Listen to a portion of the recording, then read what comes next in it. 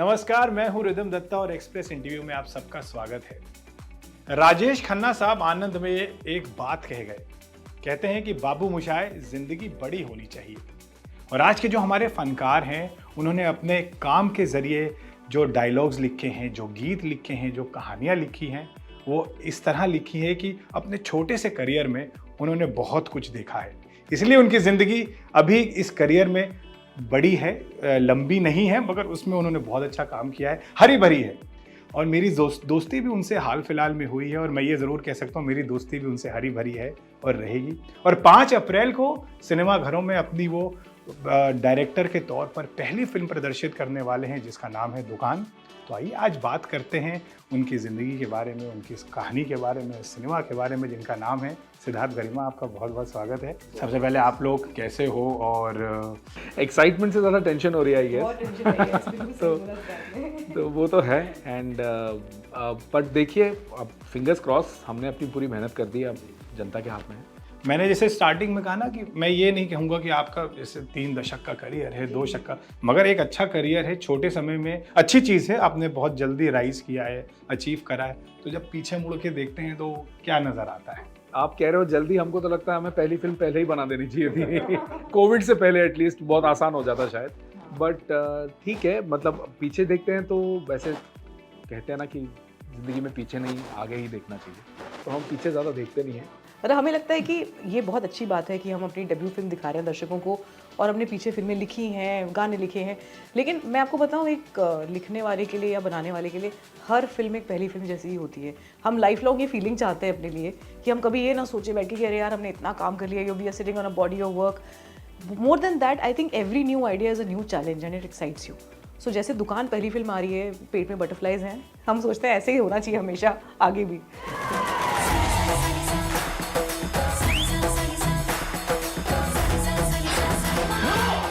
अभी सुनी का आपने मेरी कहानी। जैसे हिंदी सिनेमा में जोड़ियाँ कहते हैं, सिर्फ ऑन स्क्रीन नहीं, ऑफ स्क्रीन भी बहुत हैं। सलीम जावेद साहब है, अब्बास मस्तान है, वैसे हमारे सिद्धार्थ गरिमा है। तो ये जोड़ी बनी कैसे, कहाँ मुलाकात हुई, ये कैसे बैंटर बना? हम लोग मिले एक्चुअली रेडियो में, साथ में काम करते थे हम, रेडियो मिर्ची में थे हम सबसे पहले। और रेडियो, हाँ, रेडियो ऐसा मीडियम होता है जहाँ ना लिखने का बड़ा महत्व होता है। मतलब आप कुछ लिखें और वो फटाफट ऑन एयर आप कर सकते हैं 1 घंटे में भी। तो वहाँ हमको समझ में आया कि यार हम दोनों साथ में काम कर सकते हैं बिना एक दूसरे को खून किए तो वो बड़ा इम्पोर्टेंट था।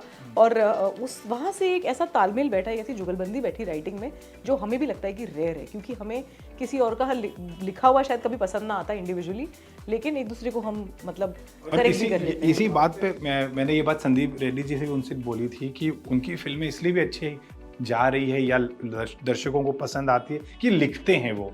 और हम भी विजुअल मीडियम में काम करते हैं। लिखने से मुझे ऐसा लगता है काम आसान हो जाता है।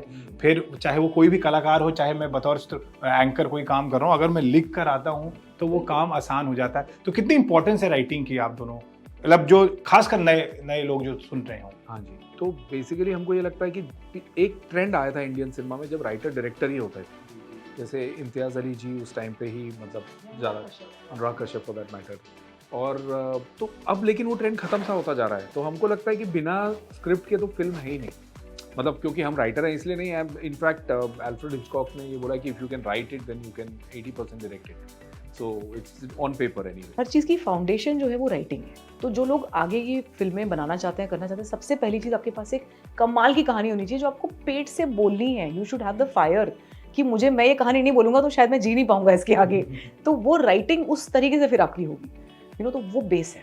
और आपको बहुत बहुत बधाई। दुकान का ट्रेलर जिस तरह लॉन्च हुआ है, बहुत मज़ा आया देखकर। बहुत अच्छा एक क्रिस्प ट्रेलर है और ख़ासकर एक ऐसी कहानी आप गढ़ रहे हैं जो सरोगेसी से जुड़ी हुई है। एक ऐसा कल्चर तो नहीं कहेंगे, मगर ये फॉरेन कंट्रीज़ में ज़्यादा इजीली एक्सेप्टेबल है। तो आपको डर तो नहीं लगा कि हिंदुस्तान में ये एक टैबू तो नहीं है, बट स्टिल अभी एक्सेप्टेंस से थोड़ा दूर है? हाँ जी, वो जितना डर है उतना ही बड़ा चैलेंज है एक्चुअली, और उतना ही इंटरेस्टिंग मुद्दा हो जाता है, क्योंकि 1300 करोड़ की इंडस्ट्री थी इंडिया में। इनफैक्ट फॉरेनर्स बाहर से आके इंडिया में सरोगेसी कराते थे, एक टाइम ऐसा था। अब तो कम, हाँ, हमको हिंदुस्तान यार, ये वैसे भी हमारी कहानी is based in the 90s when surrogacy had started in India and ultrasound machine कैसे आई, वो सब आपको फिल्म में देखने को मिलेगा। और डर से ज़्यादा एक कॉन्फिडेंस है रिदम कि हम ये फैक्ट्स बता पाएंगे लोगों को, क्योंकि इस दुनिया के बारे में कोई कुछ जानता ही नहीं है। हाँ, फिल्में आई हैं, पर वो फिल्में इतना इमोशन पे बहुत भारी होती हैं, क्योंकि ऑफ कोर्स माँ की बात हो रही है। हम नहीं कह रहे कि इसमें इमोशन नहीं है, लेकिन हाँ, आप इस फिल्म को देखने के बाद ये कह सकेंगे कि मैं अब जानता हूँ कि सरोगेसी क्या होती है, कैसे होती है। और एक आपने रिस्क और लिया है, एक आपने एक तो फिल्म अपने एक ऐसे टॉपिक पे बनाई, और दूसरा आपका रिस्क है कि नॉन कमर्शियल एक्टर्स को आपने कास्ट किया। मोनिका पवार एक बेहतरीन कलाकार हैं, जामतारा में सबने उनका अभिनय देखा है, तो ये जानबूझ के अपने दोनों ने रिस्क लेना पंगे लिए हैं। हमने कहा सारे पंगे पहले में ही ले लो। नहीं, वो हम life long hopefully we continue to break the norms. हमें लगता है कि जैसी ये कहानी बनी थी, हमने स्क्रिप्ट में बहुत समय लगाया, हमें 5 से 6 साल लगे इसकी रिसर्च और स्क्रिप्ट को गढ़ने में। तो अब कोई कलाकार ऐसा हो जो इसको जस्टिस कर पाए, मेन चीज़ तो ये थी। मोनिका पवार को हमने जमतारा में उनकी परफॉर्मेंस देखी, दोनों ने फ़ोन एक दूसरे को किया तो बिजी भी आया फ़ोन की ये लड़की कैसी लगी। बस हमें वो कैरेक्टर में दिखनी शुरू हो गई, वही सबसे ज़रूरी था हमारे लिए। फिर ऑफ कोर्स इसका commercial, I really want to thank my producers Amar Jhunjhunwala and Shikha Ahluwalia, जिन्होंने बैक किया इस विजन को और बोले कि ठीक है, तुम जिसे चाहते हो उसको हम लेके बनाते हैं। तो ये बहुत अहम डिसीजन था हम सबके लिए। And I think the film looks जो भी है, हम उस पर आज प्राउड है, क्योंकि हमने इस लड़की को लेके कास्ट करके फिल्म बनाई। और बहुत सी नॉर्म्स दुकान शायद तोड़ती है, जिसके बारे में हम बात करेंगे आपसे। और एक आपने बहुत साल पहले भी मैं कहूँगा एक तरह से एक सॉर्ट ऑफ रिस्क था, जब रामलीला आई, गोलियों की रासलीला रामलीला, जहाँ पर रणवीर दीपिका एक अच्छे एक्टर्स थे, बट उनको स्टैब्लिशमेंट मिली उस फिल्म के बदौलत। तो पहला सवाल ये कि वो कैसा टाइम था। दूसरा, संजय लीला बंसाली के साथ आपने बहुत गहरा वास्ता है, कैसा रिश्ता है, कैसे मज़े आए आपको? लोग कहते हैं कि is not an easy person to work with, क्या ये सच है? वो नहीं, वो एक्चुअली उनका काम, हमारे साथ तो कभी ऐसा कोई डिफिकल्टी नहीं हुई, और हमारे साथ तो बहुत ही अच्छा वर्किंग रिलेशनशिप रहा। But it was the shoot was a very hectic process. मतलब हमारे लिए वो 2 साल का फिल्म स्कूल था, मोर देन एनीथिंग एल्स। तो वहाँ हम सब कुछ करते थे, स्क्रिप्ट तो हम लिख ही रहे थे, गाने हम लिख ही रहे थे, बट उसके अलावा हमारे, आप कंप्यूटर में देखेंगे तो कॉस्ट्यूम का फोल्डर है, लोकेशन रेकी का फोल्डर है, हम रेकी में साथ में जाते थे, हम प्री शूट में थे, हम प्री प्रोडक्शन में थे। तो it was like more like a film. Writer director की अगर जोड़ी बने तो ऐसे बने, जैसी हमारी संजय बंसाली के साथ थी, क्योंकि वो प्रोसेस वाले आदमी हैं। उनके साथ आप ये नहीं कर सकते कि भाई आप आए, खाए, पिए, थोड़ा कुछ लिख के दिया, घर चले गए, ये होता ही नहीं है। उनका प्रोसेस ऐसा है कि आपको लिटरली उनके साथ सोना, उठना, बैठना, और सोना नहीं, जगना पड़ता है कि भाई रात को अगर फिल्म शूट हो रही है, रात को 2 बजे भी, कोई ऐसा दिन नहीं था जब सेट पे सिद्धार्थ गरिमा नहीं थे मौजूद। It was a 200 day shoot, तो और हम उसमें पूरे 200 दिन थे। मतलब ऐसा भी नहीं कि गाना शूट हो रहा है तो चलो। तो फिर आपने एक फिल्म बनाई जिससे जुड़े आप, टॉयलेट, एक प्रेम कथा, वो अगेन एक थॉट प्रोवोकिंग सिनेमा थी।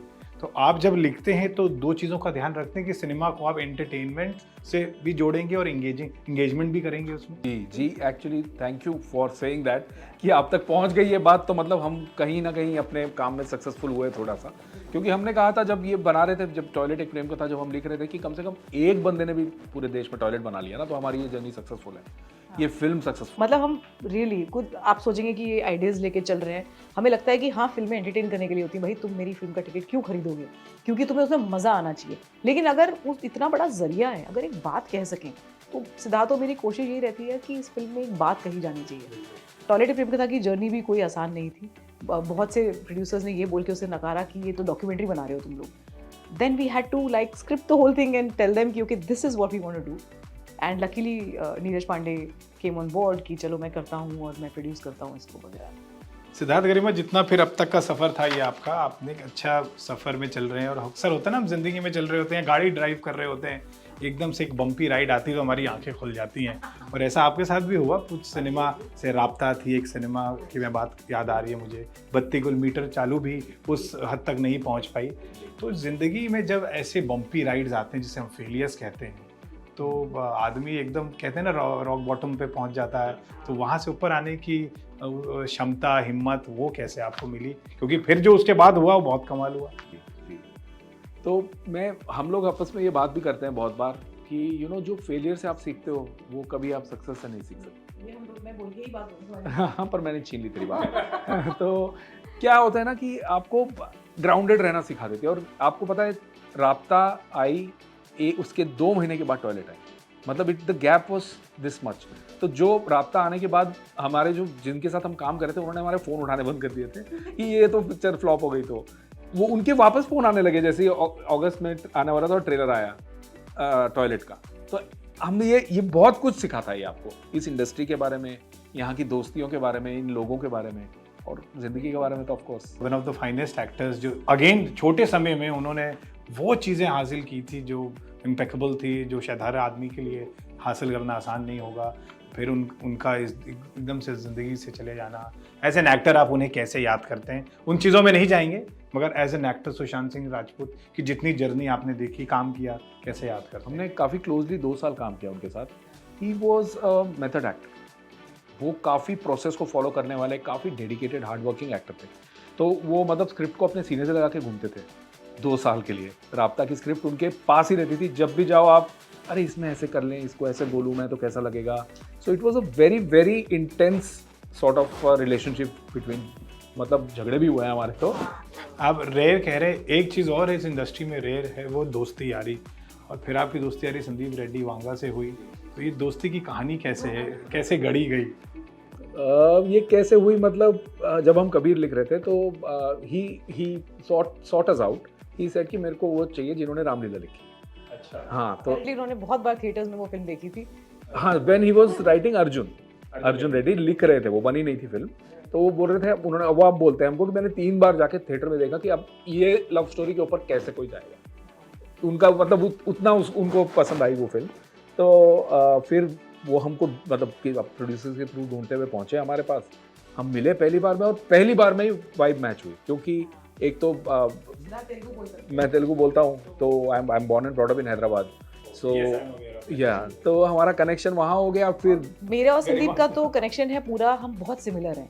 मतलब इन टर्म्स ऑफ हमारा जो पैशन है, जो सेम चीज़ें हमें बॉदर करती हैं, सेम चीज़ों के बारे में हम जो सोचते हैं, मतलब हमें ना ऐसा लगा कि कोई ऐसा पैशनेट बंदा तो कभी मिला ही नहीं है यहाँ पर। वेरी ऑनेस्टली मेरे और सिद्धार्थ की बहुत दोस्त नहीं है, लेकिन संदीप रेड्डी वांगा और हम जब भी बैठते हैं, चाहे वो फिल्म के काम से बैठे हों कभी या दोस्ती में बैठे हों, तो फिर आप समझिए कि 6 घंटे कहाँ निकलते हैं हमें पता ही लगता। सवाल ये है कि आपके पास वो क्या ऐसा नब्ज मीटर है जो आप ऑडियंस को पकड़ लेते हैं, और वो कबीर सिंह हो, चाहे एनिमल हो, चाहे सतरंगा हो, चाहे कबीर सिंह के गाने हो, आप उनको पसंद आने शोर हैं। ये क्या नब्ज मीटर है आपके पास? एक पहला जवाब तो मैं देना चाहूँगी इसका कि हम अक्सर मेकर्स ये गलती करते हैं, और ये यही गलती होती है कि ऑडियंस को ये बात समझ नहीं आएगी, चाहे वो कोई गाने की लाइन हुई, चाहे वो कोई स्क्रिप्ट का आइडिया हुआ। हम दोनों ये मान के चलते हैं ऑडियंस बहुत इंटेलिजेंट है। बस यही मैं कहूँगी, शायद ये हमारी कोशिश है। मैं नहीं कहती कि मैं सर्वज्ञाता हूँ, लेकिन मैं इतना जानती हूँ ऑडियंस हमसे कहीं ऊपर है। उनकी जो कलेक्टिव लेवल ऑफ इंटेलिजेंस है ना, वो जो थिएटर में बैठ के देती हैं या किसी भी मीडियम में आपको देख रही हैं, दैट ऑडियंस अंडरस्टैंड्स एवरीथिंग। नहीं यार, ये बड़ा कॉम्प्लिकेटेड लाइन है, इसको ऐसे मत दो। No, they get it. So somewhere we trust our audience, we know that they are far more intelligent than this. और जो भाषा वो लोग बोल रहे हैं ना, वो सैडली हमारी इंडस्ट्री में कोई नहीं बोलता वो भाषा।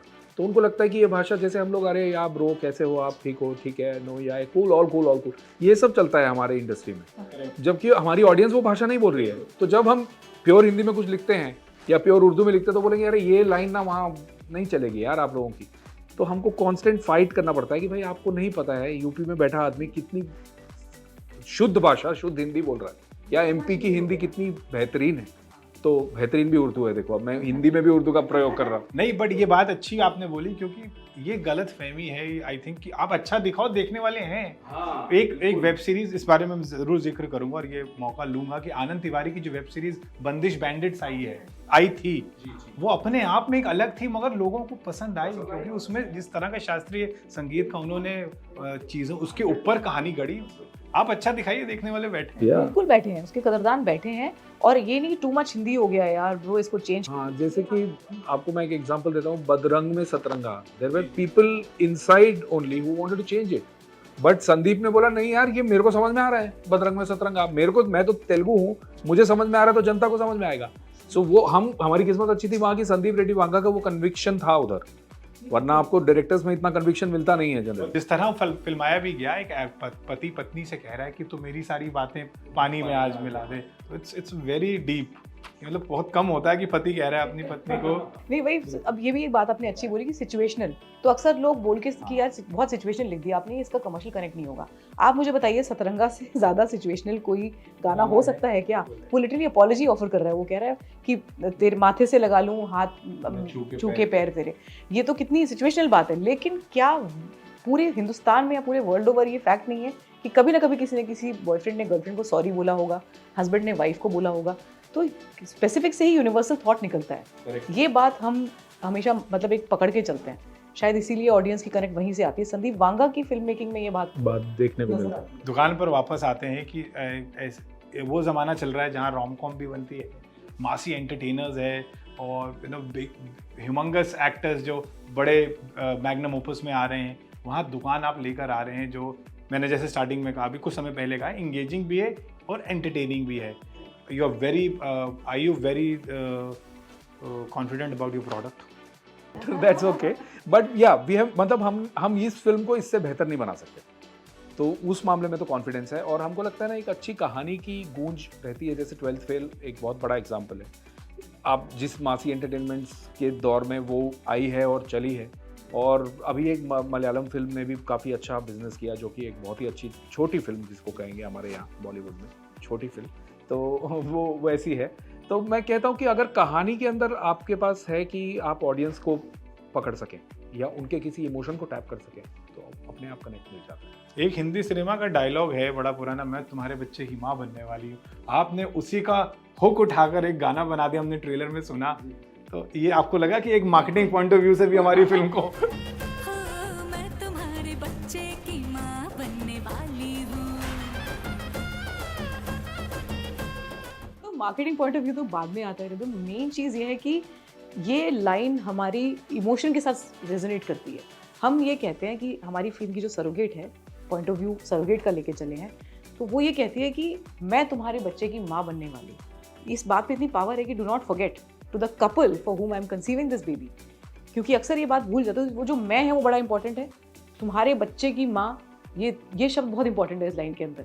तो हिंदी सिनेमा का सदियों से चले आ रहा है ये जो डायलॉग है, इसको हम लोगों ने सोचा कि ये हमारी फिल्म की बेस लाइन है, ये हमारी फिल्म का मेन फ्लैगशिप सॉन्ग होना चाहिए।